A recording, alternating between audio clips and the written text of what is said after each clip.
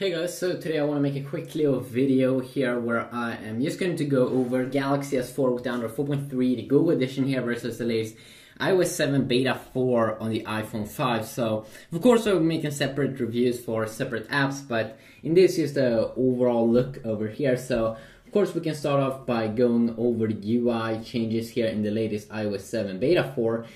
One of them is that on the lock screen, it looks now a little bit clearer here with that arrow. The answer button is a little bit slightly changed here. Also, the dialer, the answer button, they should now have an answer button. The spotlight, when you want to search on your iPhone, have now a console button. And also HDR in the camera is now at the top over there instead of just being there at the bottom. So of course not a super big update, but the notification center here, they have a pretty nice update where you can swipe now in notification center to change between these different tabs, which is pretty awesome. Some other things that they've also updated is that the filters should be a little bit tweaked when you take an image or picture. You can see here, I'm not quite sure if you can see a difference, but they have these cool filters, already built-in filters.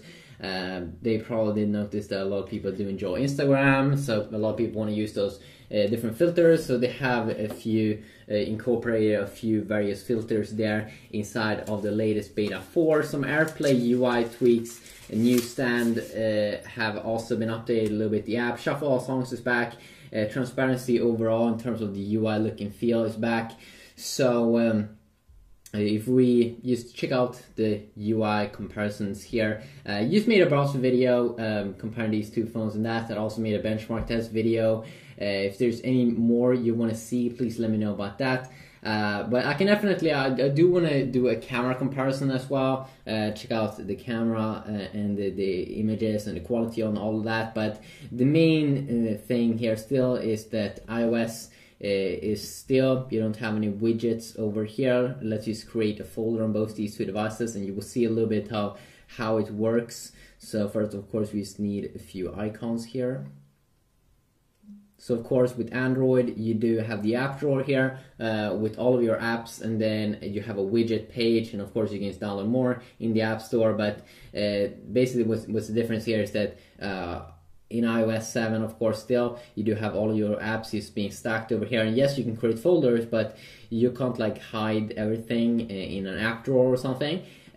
Which could be a little bit annoying with iOS 7. But if we just want to create a folder here and check out the differences, so you can just swipe over there to make quickly a folder. And you can see how tiny it is over here in Android. If you would create a folder over here, you basically do the same thing. You swipe on top, and you can see that you go inside of the app here, and that's basically how it looks here. You just do one simple tap.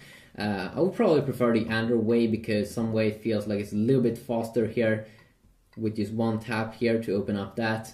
But that is how folders work on both devices. You can see here something that's pretty cool in Android 4.3, and that is that always when I change pages, they have a Google search there that's always located at the top. Even if you change pages down here, it's always there at the same page or in the same kind of location.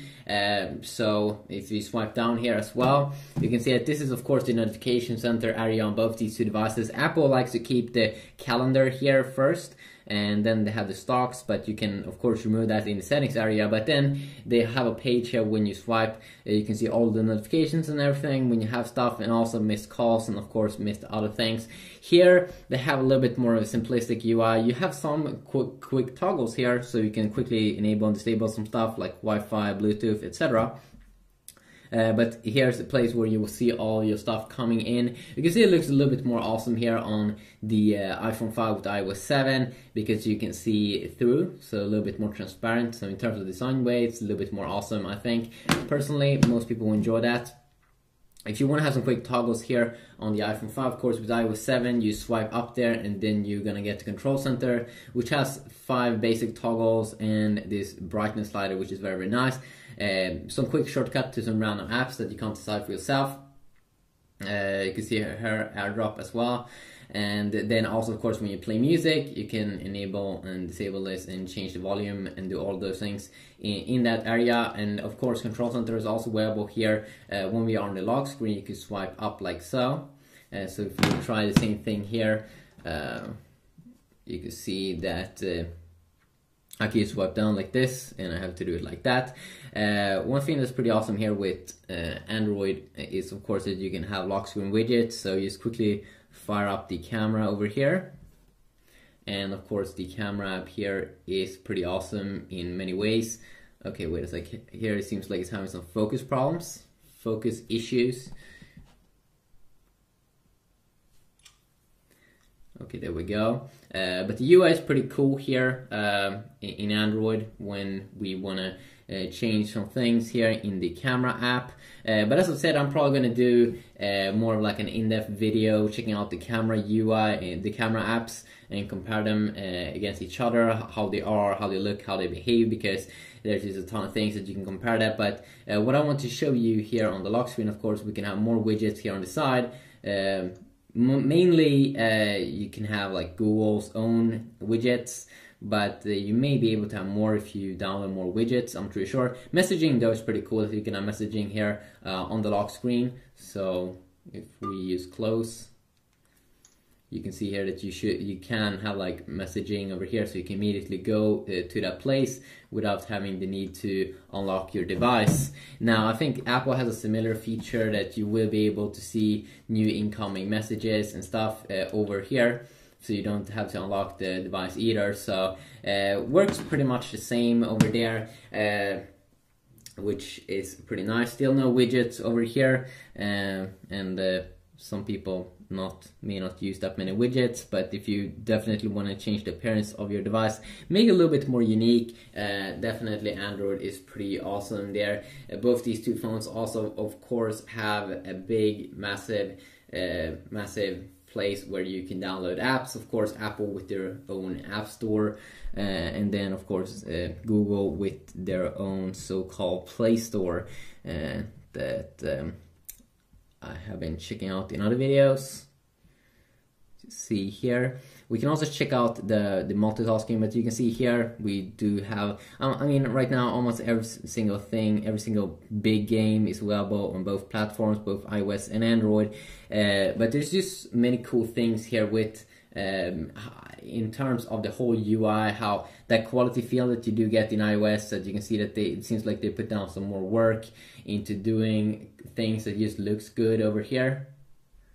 So if you just go to an app page here and then go to an app page over here, you can see that they are pretty much the same over here. You can see usually a bunch of pictures here, but it seems like it's flowing a little bit better here in the iOS, and you have a cool review page here. Here you have to scroll down a little bit, but overall it looks a little bit more awesome here. Overall, most apps in the iOS world.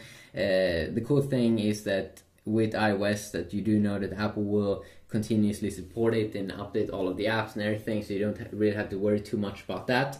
We can also check out the multitasking here. Oops.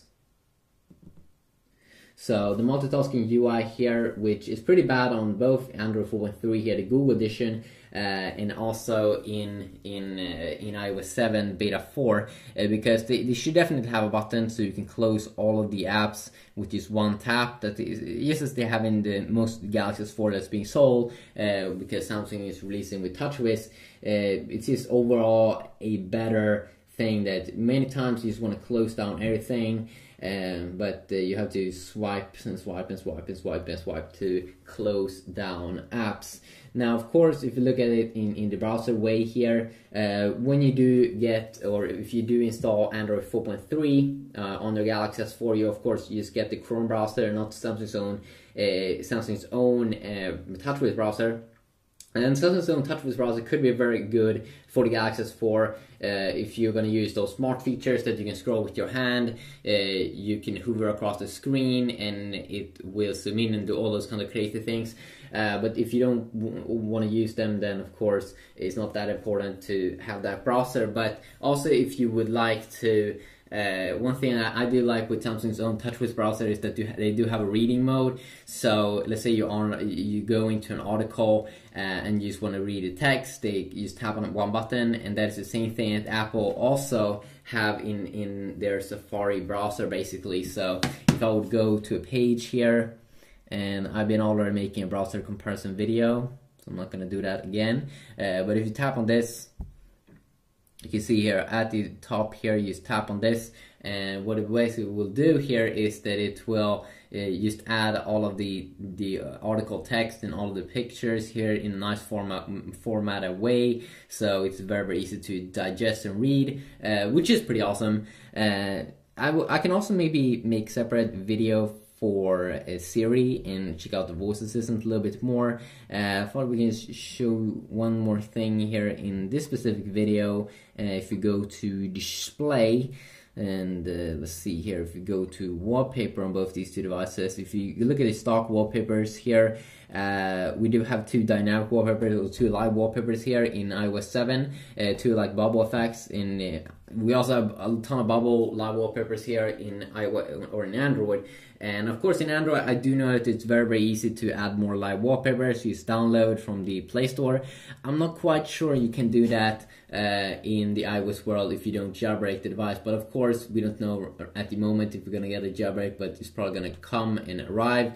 So as I said, I may do a gaming video, Siri test video, or voice assistant video test, and may also check out the maps and compare that in different videos, and may also check out some built-in other apps. I do know a lot of people is interested in the like photo app, and also some other apps and some things that people usually don't go over that much in other videos. So just quickly a video, hopefully you enjoy, and hopefully I will see you all in the next one. Yeah, peace out.